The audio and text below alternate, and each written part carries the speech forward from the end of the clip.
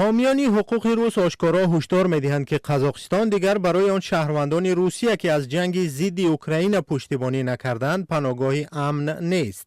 طرح سلاوزشتی در صفحه‌اش در تلگرام خبر داد که کمیته دولتی امنیت ملی قزاقستان موردهای دادن اجازهنامه ساخته یا قلبکی حق موقتی زیست را تحقیق می‌کند. با توجه به اینکه پرونده اجازتنامه‌های حق اقامت را نه خدمات مهاجرت بلکه ریاست کمیته دولتی امنیت ملی بررسی دارد، شاید گپ سر اخراج دستجمعانه از روی فهرست هماهنگ شده با فدراسیون روسیه رود. قزاقستان خود را از اتهام پایمال کنونسیون ژنو درباره حقوق پناهندگان حمایت خواهد کرد. تعداد زیادی از پناهجویان روس در قزاقستان هستند. شاید حرف سری ده‌ها هزار رود که در حالت نامعینی اقتصادی و حقوقی قرار دارند.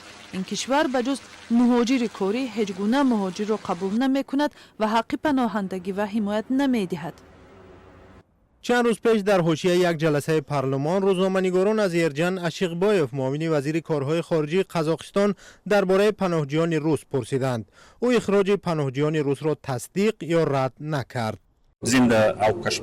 ما نمیتوانیم مسئله های مربوط به دیپارتاسیا را شرح دهیم. در عموم ما موافق عهدهداری های بین المللی خود کار میکنیم. مسئله بازگرداندن شهروندان به کشوری که رسانه ها خبر میدهند رعایت رسمیات داخلدار ملی را تقاضا میکند. پیش از همه شخص مقامی پناهجو را میگیرد و پس از آن مقامات داخلدار قرار قبول میکنند.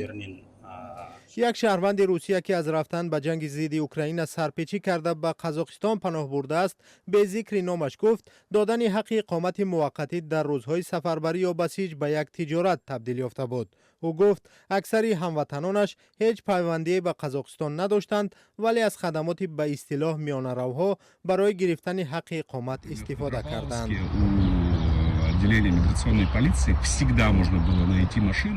مثال در پتروپاولوسک در نزدیکی شعبه پلیس مهاجرت دوی ماشینی بود که به تریزش انگوش میزدی و در عوض پول برایت دادن اجازه موقتی پیشنهاد میکرد. این اجازه نامه به مهلت 1 سال داده میشد. این چگونه کار میکرد؟ شخص از 30 تا 200 هزار تنگه میداد و میانه رو به او برای به رسمیت درآوردن حجت کمک میکرد.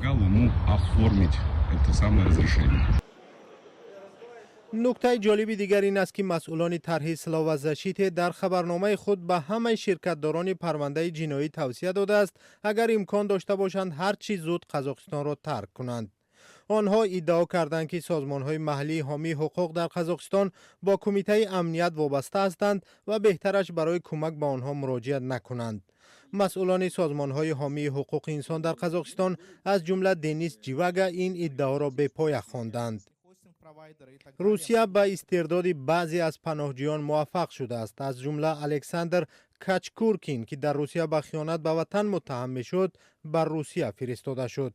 حالتهای دیگری مانند به این نیز در قزاقستان ثبت شده است. این است که حالا دست به کار شدن کمیته امنیت در پرونده دادن حق اقامت قلبکی پناهجویان روس را نگران کرده است.